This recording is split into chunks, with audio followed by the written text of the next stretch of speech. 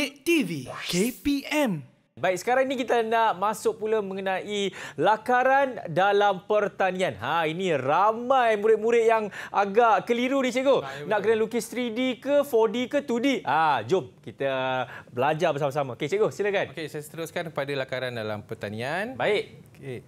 Kemahiran mencipta ni termasuk dalam konstrak tadi. Okey. Konstrak yang awal, antara konstrak yang ada lah. Jadi kemahiran mencipta ni menyatukan elemen membentuk idea atau struktur baru. Biasanya soalan ni melibatkan soalan lakaran. Lakaran. Jadi kita akan tengok bagaimana untuk menghasilkan lakaran yang betul. Okey, lakaran yang boleh memberi markah yang maksimum. Okey, saya ada soalan contoh. Anda berhasrat menternak puyuh pedaging di ruang belakang rumah anda. Okey. Berdasarkan Rajak 4, lakar dan labelkan sebuah reka bentuk sangka yang anda cadangkan itu. Okey, ini adalah contoh. Contoh jawapan yang boleh mendapat markah yang penuh. Yang maksimum. Saya tak boleh cakap penuh lah. Oh, okey. Jadi markah yang tinggi lah. Markah yang tinggi lah. Antara yang boleh mendapat markah yang tinggi. Okey. Label dengan betul. Lakaran pun kita tengok kemas. Nanti kita akan tengok apa penilaian yang ada untuk lakaran ni sendiri. Okey. Okey, ni yang kedua lah. Yang kedua. Okey, dia buat pintu ada, bidai ada, dan kemudahan lain ada. Lengkap, cikgu. Apa beza gambar dua-dua gambar ni? Ni kalau dengan tengok yang ini. Apa yang ada, apa yang tak ada? Burung puyuh tu, cikgu. Burung puyuh, betul. Jadi murid-murid di rumah bila awak dah lakar sangka tu, apa kata awak masukkan puyuh?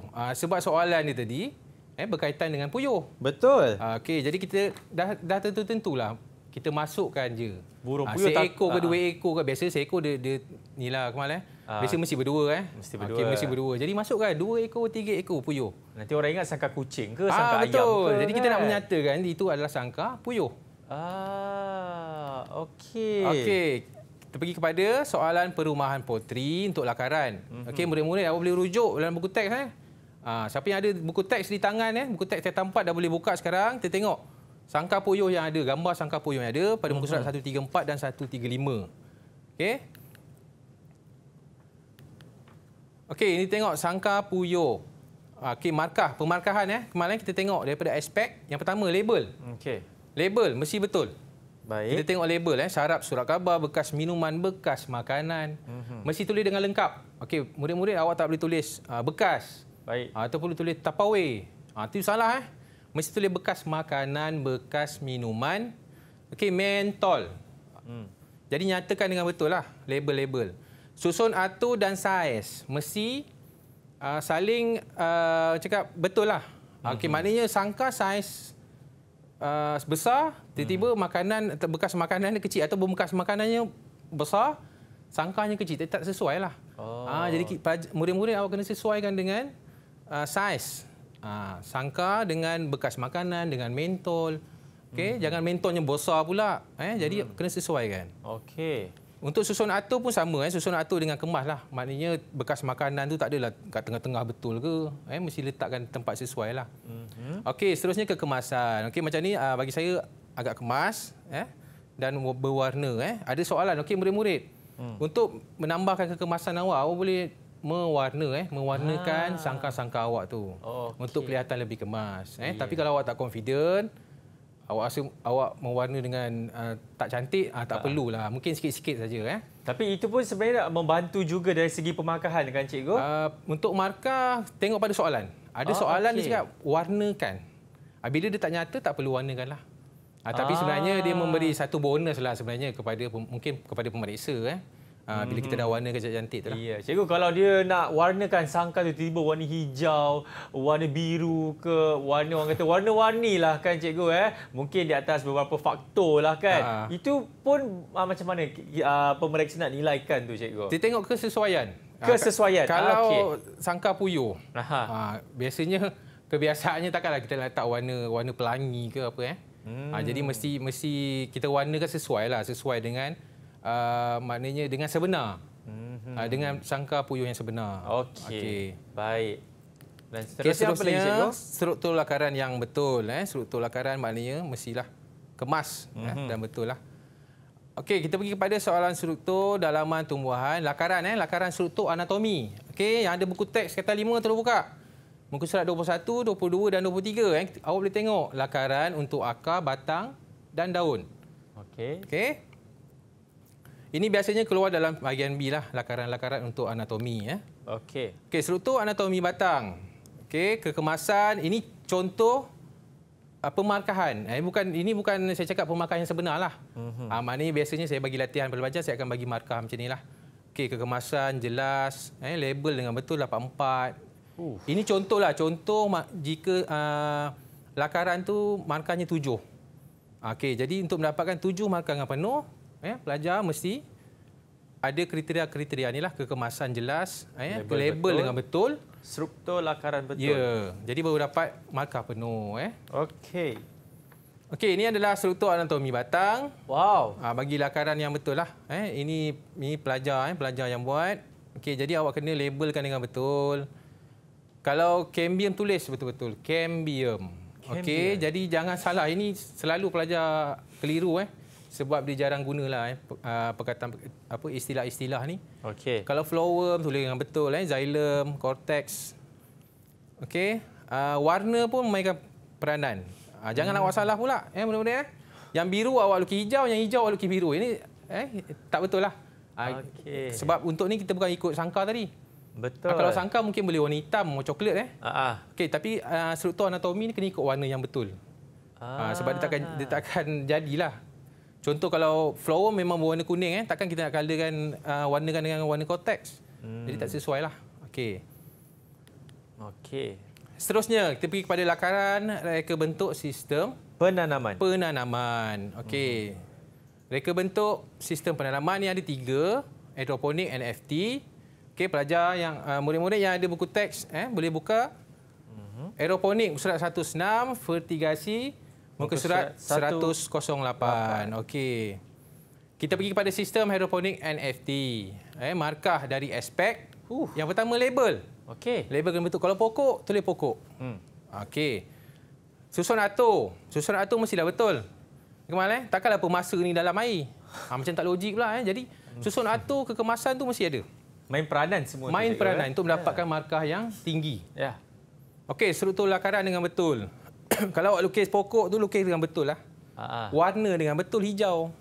Okey, kalau sayur awak tulis sayur. Okey, akar takkan akar warna kuning, akar warna kuning, akar warna merah warna yang selain daripada warna kebiasaan akar. Ya. Jadi pelajar kena warnakan dengan betul lah. Maknanya kalau akar warna apa, daun warna apa. Okey, air warna apa. Okey, jadi ini antara yang boleh mendapat markah yang tinggilah. Lakaran-lakaran sebegini.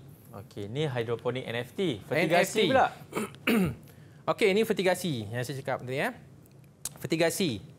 Okey, markah dari aspek. Yang pertama label, sama juga. Dia tak lari banyak Kemal Ada mesti label, kekemasan, susun atur, itu mesti. Itu antara aspek dalam lakaran ni. Okey. Struktur lakaran yang betul. Sama je kita tengok jadi kena buat yang betul lah. Maknanya namakan label pun betul. Okey, contoh set pemasa. Awak nak tulis timer. Dia nak tulis bahasa Inggeris Okey, boleh. Tak ada masalah. Yang penting istilah tu mestilah tepat ataupun betul lah. Maknanya timer bukan tulis timing. Dia tulis timing tu dah salah lah. Yep. Jadi kalau pemasa, timer. Ataupun polybag. Dia nak tulis dalam bahasa Inggeris polybag kan. Ataupun pipe poly. Dia nak tulis dalam bahasa Inggeris. Boleh, tak ada masalah. Yang penting istilahnya mestilah betul. Okey. Baik, seterusnya cikgu. Okey, kita pergi kepada struktur anatomi bunga. Okey, jadi lakaran aspek lakaran yang diambil kira, yang pertama samalah label, susun atur, kekemasan, struktur lakaran. Ini memang murid-murid sama je. Jadi awak yang perlu mainkan peranan penting lah untuk pastikan ni. Warnakan betul-betul. Ya. Ni aeroponik cikgu? Okey, aeroponik pun sama. Dia punya label, susun atur, kekemasan, struktur lakaran. Okay. Itu semua sama. Okey, macam bunga saya cakap tadi, saya ulang baliklah. Yang bunga tadi saya lupa lah. Warna pun sama. Janganlah bunga yang lukis warna lain. Sebab awak belajar dalam buku teks pun dah nyatakan warna apa untuk ni. Untuk setiap struktur tu. Jadi ikut apa yang ada di dalam buku teks untuk mendapat markah. Jadi awak pun relax lah, awak pun tak pening fikir warna apa. Jadi dah tahu warna apa. Ini sekejap lagi fikir warna 5 minit Dah habis hilang 10 minit, 5 minit. Betul. Warna apa bunga nak buat tak payah pening-pening. Ikut buku teks. Senang. Habis cerita. Okey, saya pergi kepada mekanisasi. Okey, lakaran untuk mekanisasi pun sama, kaedah pembajakan Okey, kaedah pembajakan. Jadi kena ikutlah betul-betul anak panah. Anak panah yang betul. Okey. Arah ke mana. Itu antara yang boleh mendapat markah yang agak tinggilah. Okey, ini pun sama, mekanisasi, pembajakan. Sistem pembajakan ni kena buat dengan betul lah. Okey, saya dah habiskan bahagian B. Okey, jadi Akmal, kita tengok sikitlah sasaran pencapaian pertanian. Macam Akmal tadi lah, ini kalau Akmal punya lah. Okey, untuk kerja khusus tadi kita dah buat 24. 24. Okey, jadi agak-agak target untuk dapatkan A. Saya target daripada 70 mungkin 60 lah cikgu. 60 Ni Akmal study siang malam ni. Ya. Tu dia boleh dapat 60 Jadi berapa Akmal? Agak-agak 84 ramalan lah, awak untuk SPM ini dah A1 cikgu 84. Kalau ikut grade yang ada mungkin boleh pergi. Tapi kita tak tahulah grade yang ada Tapi ini agak markah yang agak tinggilah. Untuk seorang pelajar pelajar yang baik. Baik. Okey, jadi pelajar murid-murid di rumah awak dah boleh sasarkan pencapaian awak untuk SPM 2021. Okey, saya tahu kekurangan pandemik ni sekarang memang masa belajar awak agak kurang, mungkin terhad. Tapi saya doakan yang terbaiklah untuk awak sasarkan apa sasaran awak untuk SPM 2021 ni. Okey, ini macam mana kita nak jawab ni cikgu? Okey, Kemal, saya sediakan pantun Silakan cikgu. Boleh jawab tak? Ya, okey. InsyaAllah lah cikgu. Jawab tak apa, kita nanti kemudian apa. Baik cikgu.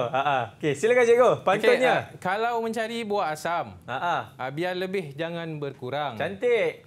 Rajin berusaha siang dan malam. Okey. Tangga kejayaan pasti datang. Itu dia daripada Cikgu Fazli kita. Cikgu, saya nak jual balik. Saya beli boleh. Tapi alah masa pula tak cukup cikgu. Minta maaf cikgu. Macam alasan. Tak ada cikgu. Okey, cikgu mungkin ada ucapan lah untuk calon-calon SPM yang mengambil mata pelajaran pertanian. Apa yang cikgu boleh berkatakan kepada mereka? Last word cikgu. Sebelum mereka pergi ke medan peperangan. Saya rasa 7 Mac 7 Mac paper kertas pertanian kertas 1. Okey, saya doakan cemerlang untuk semua pelajar di seluruh Malaysia. Okey, semoga saya doa semua dapat A lah. Senang. Tak payah ni, biar semua dapat A. Jadi prestasi pertanian di Malaysia ni naik semua. Amin. Okey, amin. Jadi saya doakan guru-guru yang mengajar murid-murid pun lebih berusaha lebih gigih untuk mengajar murid-murid kita untuk mencapai kecemerlangan dalam mata pelajaran pertanian untuk SPM tahun ini dan tahun-tahun seterusnya. Amin. Okey, Akmal, saya nak bagi kredit sikit boleh tak untuk rakan-rakan saya? Boleh cikgu. Okey, JU Kebangsaan dan juga JU Negeri. Okey, terima kasih banyaklah dan juga rakan-rakan saya yang membantu sepanjang minggu ni untuk membantu saya lah. Untuk menyampaikan tips-tips kepada murid-murid. Okey, itu saja daripada saya. Okey, itu sajalah.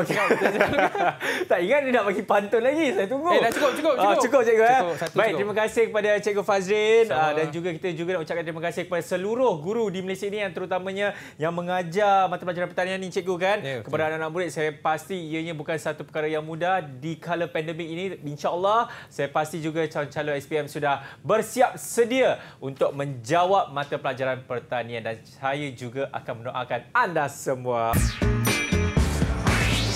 Didik TV KPM